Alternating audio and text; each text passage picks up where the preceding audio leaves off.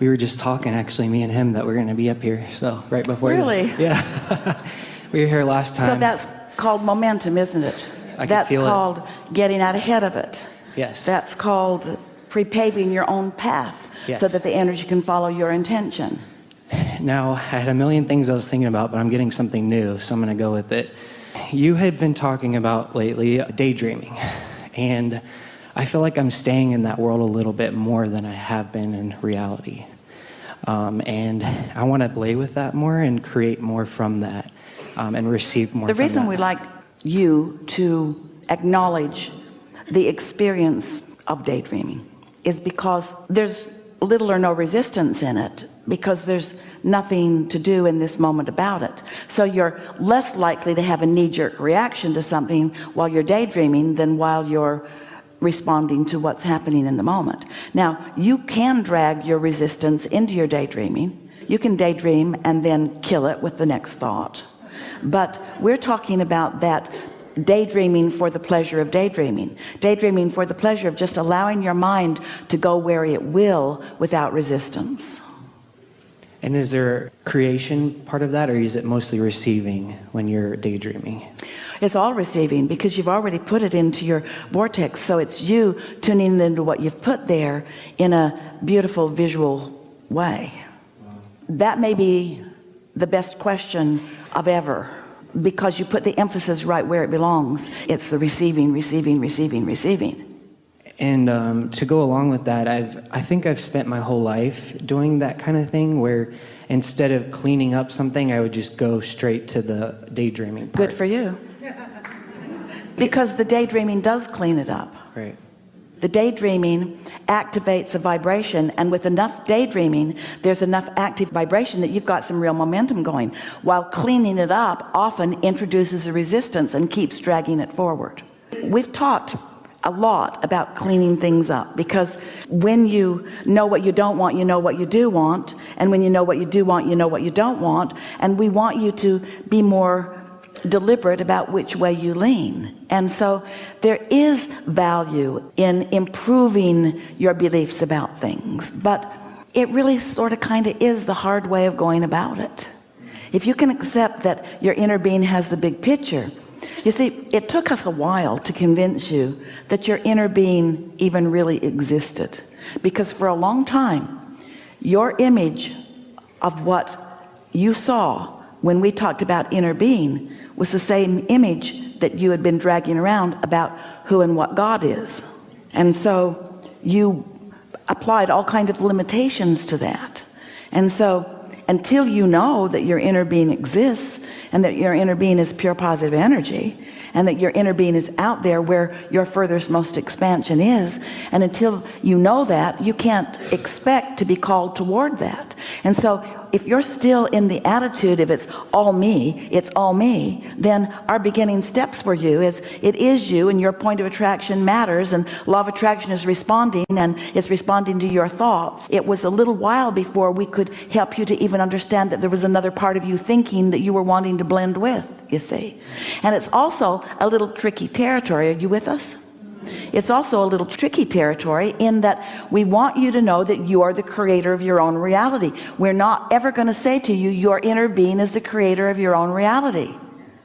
But we are going to say to you, your inner being was the creator of your reality in projecting you here. And then your inner being is listening for your discoveries and following your lead once you are here. And so co-creation at its best is you and your inner being, you see. It's important that you get that sort of basis of understanding, and then off you go with powerful, deliberate intent. Wow, amazing. The next thing I wanted to say about that is I feel like in the last month I went from a lot of beliefs to a lot of knowingness. Like I just know things. Like I'll just know something about something. And is that a creation, or is that a receiving also? It's more allowing of receiving, because there's less resistance. In doubt, there's tremendous resistance. In hope, there's less resistance. So in hope, there's more alignment with your inner being than in doubt. In belief, there's more alignment with your inner being than hope, because there's less resistance in believing than in hope. In knowing, there is no resistance. There's less resistance in knowing than there is in believing, because in believing you're often still fine-tuning and honing and fiddling with it. But when you know something, you just know. When you know, you can feel the evidence of that knowing. Often goosebumps come over you, thrill bumps come, streams of thoughts come, an inspiration to move in the direction of it, which is undeniable and irresistible. I think when you tell the story about how Esther is kind of holding on to this house that her and Jerry had all these amazing thoughts about back in the day, and now since he's not physically around, you have this new house and new life and kind of revised process. But the important thing is, he's in every part of that now too. He's just thinking new thoughts now, different thoughts than he was thinking then. And Esther doesn't need to preserve every thought that was ever thought. She's allowed to think new thoughts.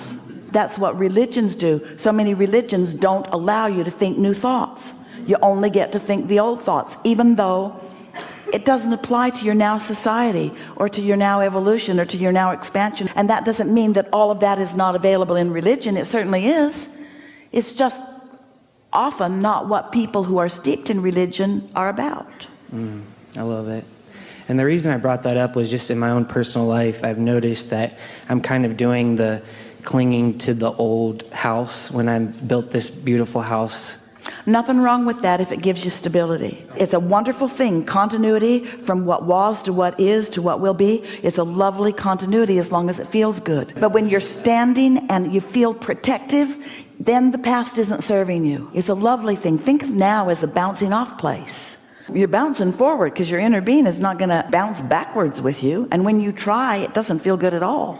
And the vortex will lead you to your desires that are always... The vortex is the vibrational existence of my most forward becoming. And my inner being is there, not demanding that I come forward, just knowing that I'm going to like it when I get there. Not judging me for not being there yet. Patient. Very patient.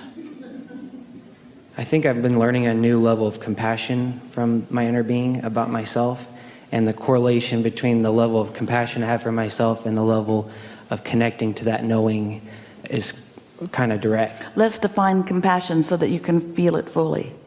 Compassion is accomplishing vibrational at oneness with my inner being, and therefore looking at whatever I'm looking at as my inner being sees it. It's seeing whatever I'm looking at through the eyes of source. Sympathy is on the opposite end of the spectrum from compassion.